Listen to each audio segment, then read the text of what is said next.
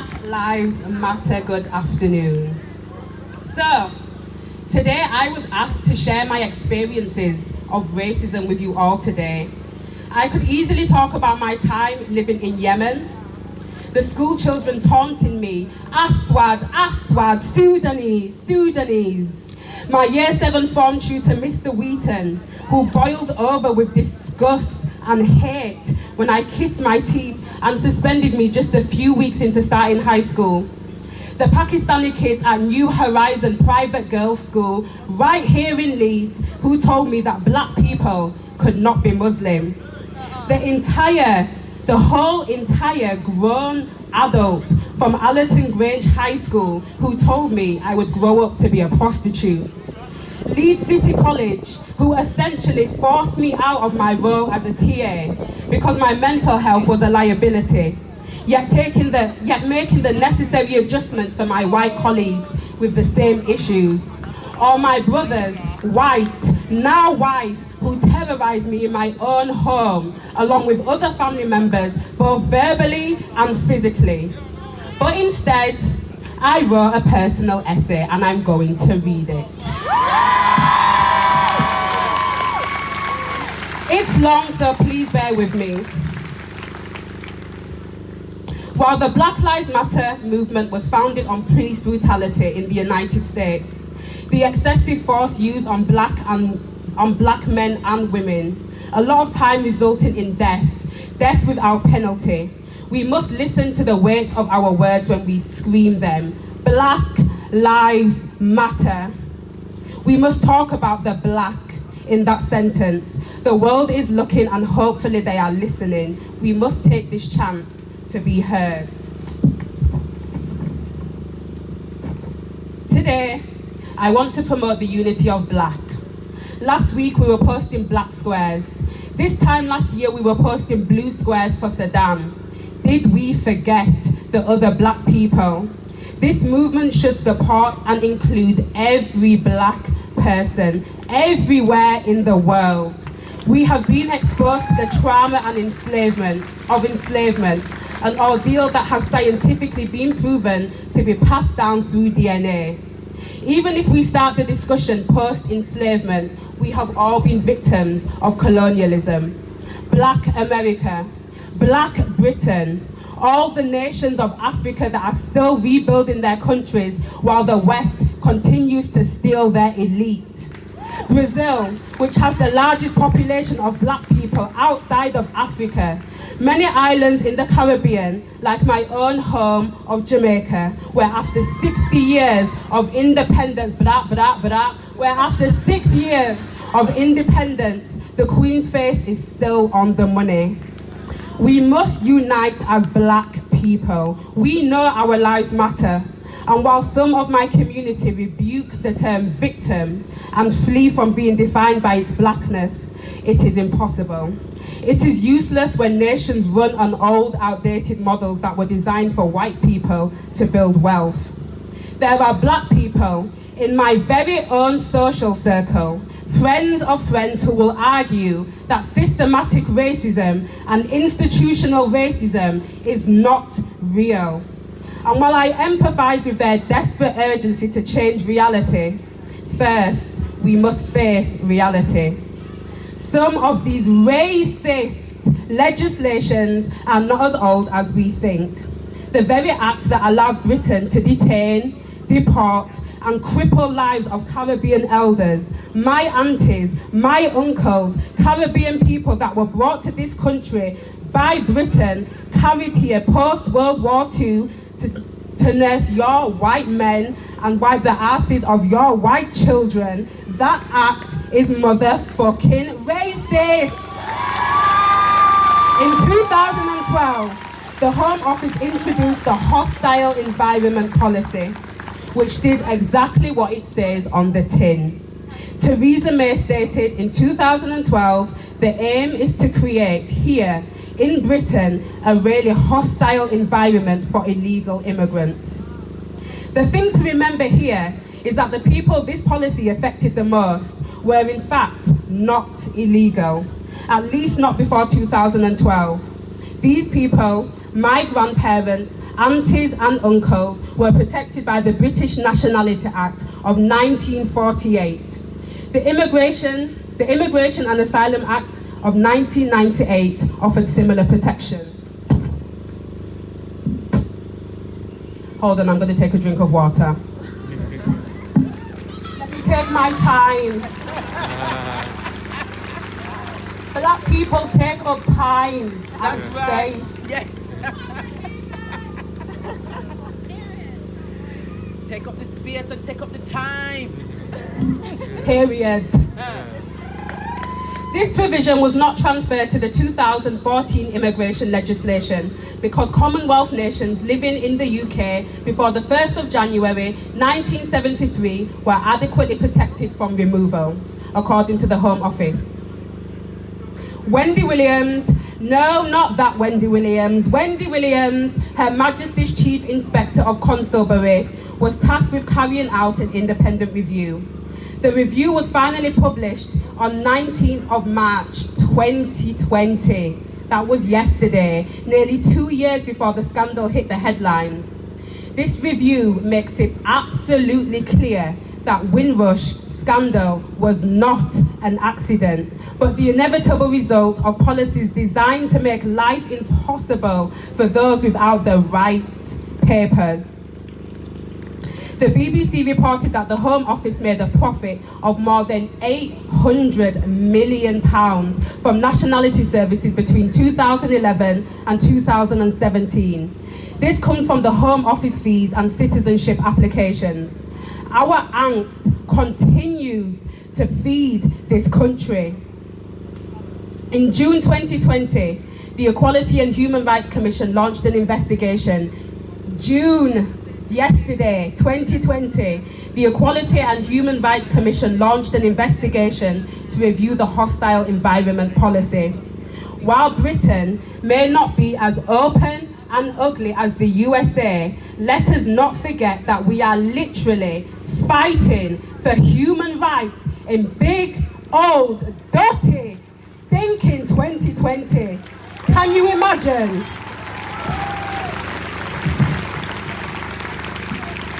In 1993, Stephen Lawrence was murdered in London.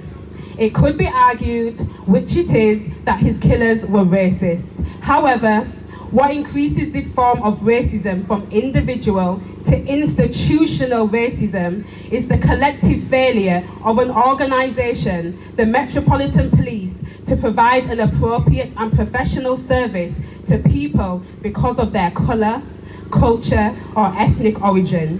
It took nearly 20 years for Stephen's killers to be convicted, and Stephen was not the first black man to have died at the hands of racists right here in the UK, and unfortunately he has not been the last.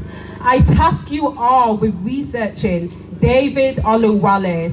David Oluwale. Police brutality in the UK is very real and alive.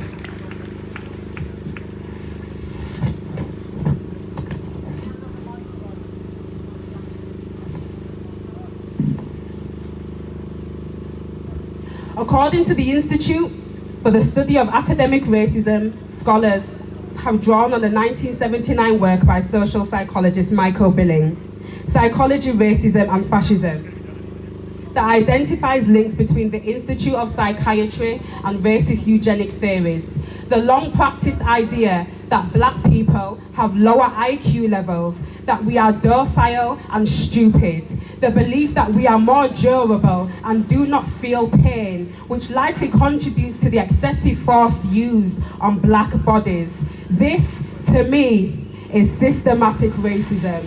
Thank you. Can you guys all hear me?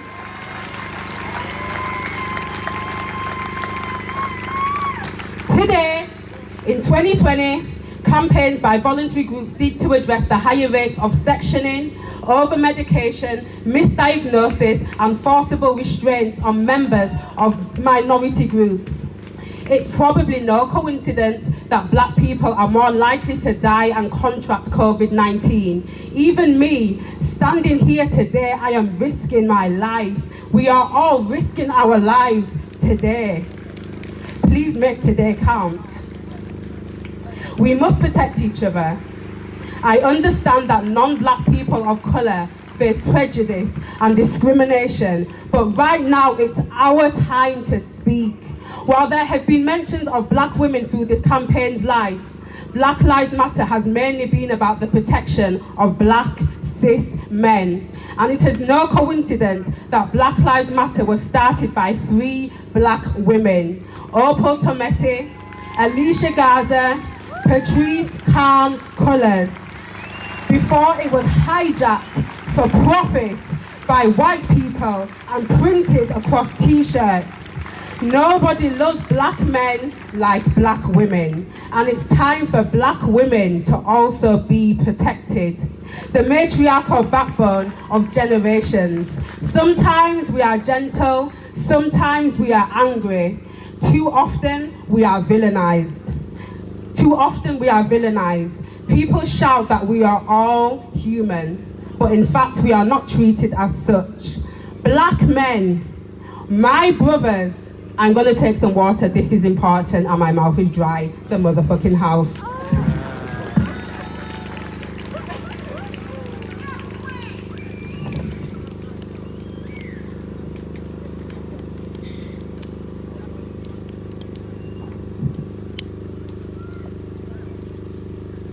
Black people shout that we are all human, but we are not treated as such.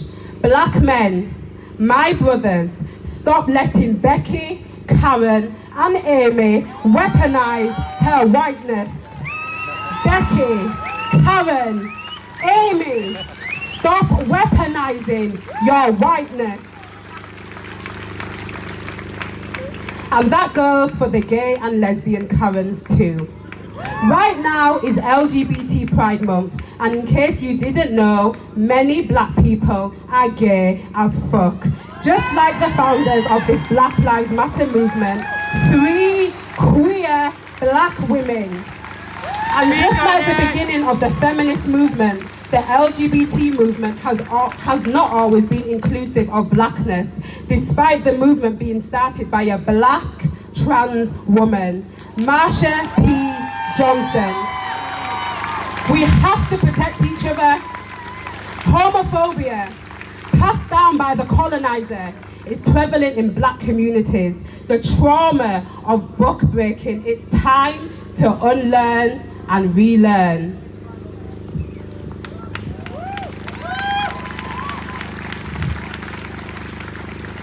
I've lost my page, hold on.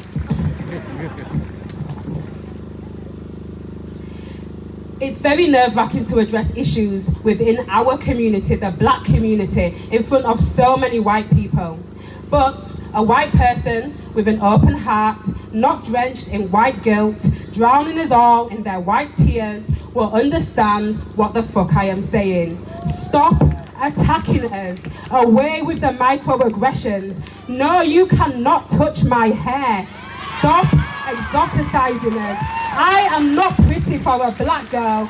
I'm just motherfucking beautiful. There are so many negative connotations associated with black people that even some black people do not want to be black. There are so many negative connotations associated with blackness that some claim to not see colour. And then when you do see us, they proclaim that we must be a one-off. You're not like other black people. No, bitch. Fuck off with that bullshit. Now, no one is born a racist, and I genuinely believe that with my whole entire heart. So please, take the time to unlearn and learn. Unlearn and learn. Unlearn and learn. I am here. See me. It's okay to see me. I want you to see me. And all of this godly melanin. Now that is the end of my essay. Thank you for listening. I do want to give you guys a few... whoa.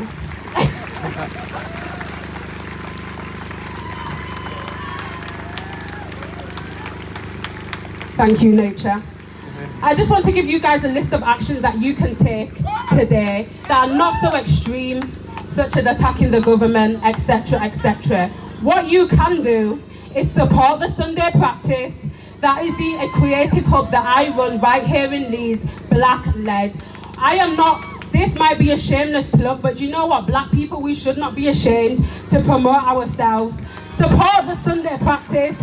Buy my mother's book, Khadija Ibrahim, who was stood on this stage right before me. Buy her book, Another Crossing. It's here today, available for sale. Buy Idol, a playtext by Jamal Gerald, a Black artist right here in Leeds. Buy his book, Idol. You can find it on Google. Train and hire Black people. I'm sick of going to diversity training and the trainer is white. Train Black people. Give us jobs. Give us the jobs that we desire. Another thing to Black people. Do not give up on other Black people. Support Black businesses. I know the Jamaican woman in the food shop is rude as fuck. However, I believe that we treat each other like shit because white people treat us like shit. Let's treat each other better. Do better. Do not give up on Black businesses. Support each other. Invest in your Black friends. Fund Black communities, not BAME, not BME, Black communities. And finally, smile. Whilst we mourn the deaths of Black bodies, whilst we count the rubber bullets, we must remember that there is still Black joy to be collected. Do not feel guilty, Black people, for your joy. Joy is important, it is healing, so please do not forget to smile. Thank you, my name is Rheima Mimz Robinson. I'd love you to support the Sunday Practice. Type it into Google, support all your friends. Thank you for having me, thank you Black Lives Matter Leeds.